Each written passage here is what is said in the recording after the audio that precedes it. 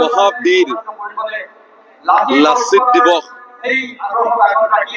আৰু এই লাচিত দিৱস অসম জাতীয়তাবাদী যুৱ ছাত্ৰ পৰিষদে এইবেলি পৰিষদৰ কলিয়াবৰ জিলা সমিতিৰ উদ্যোগত আৰু কলিয়াবৰবাসী ৰাইজৰ সহযোগত আয়োজন কৰিছে।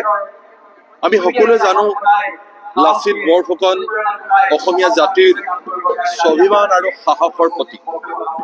যেতিয়াই জাতিলৈ সংকট আহে, যেতিয়াই জাতিলৈ প্ৰত্যাহ্বান আহে, তেতিয়াই আমি সাহসেৰে লাচিত বৰফুকনৰ নাম লৈ জাতিটোৰ প্ৰত্যাহ্বানক মষিমূৰ কৰিবলৈ চেষ্টা কৰোঁ। আহোম ৰাজত্বৰ সময়ত লাচিত বৰফুকন একেদিনাই লাচিত বৰফুকন হিচাপে প্ৰতিষ্ঠা হোৱা নাছিল। আহোম ৰাজশাসন যদিও বা ৰাজশাসন আছিল, ৰাজতন্ত্ৰ আছিল, সেই ৰাজতন্ত্ৰত বহুবিলাক দিশেই গণতন্ত্ৰৰ উন্মেষ ঘটিছিল আৰু সেইবাবেই যোগ্যজনক যোগ্য স্থানত তেওঁৰ যোগ্যতা অনুযায়ী কাৰ্যনিৰ্বাহ কৰিবৰ কাৰণে আহোম ৰাজশাসনত মৰ্যাদা বা সুবিধা প্ৰদান কৰা হৈছিল।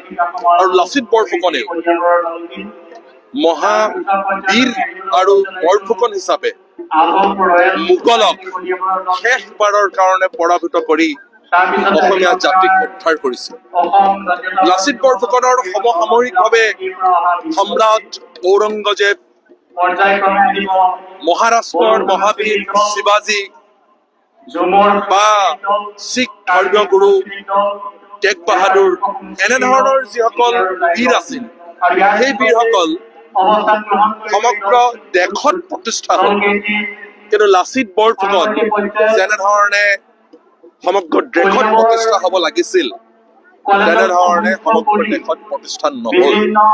আৰু বহু সময়ত লাচিত বৰফুকনক বহু দল সংগঠনে হিন্দু বীৰ হিচাপে প্ৰতিষ্ঠা কৰিব খোজে। এইটো কিন্তু জাতিটোৰ কাৰণে অত্যন্ত দুৰ্ভাগ্যজনক। লাচিত বৰফুকন কেতিয়াও হিন্দু বীৰ নাছিল। লাচিত বৰফুকন অসমীয়া জাতিৰ স্বাভিমান, অসমৰ সাহসৰ প্ৰতীক, অসমৰ বীৰ, অসমীয়া বীৰ। আৰু আমি অসমবাসীয়ে সকলো সময়তে লাচিত বৰফুকনক অসমীয়া বীৰ হিচাপে প্ৰতিষ্ঠা কৰিব খোজো। গাঁঠিৰ বিষ হওক, কঁকালৰ বিষ হওক, ৰাজহাড়ৰ বিষ, ফ্ৰেকচাৰ, যিকোনো ধৰণৰ বিষ বা শেহতীয়াকৈ হোৱা আঘাত হওক, ইয়াৰ সৈতে আৰু জীয়াই থাকিব নালাগে।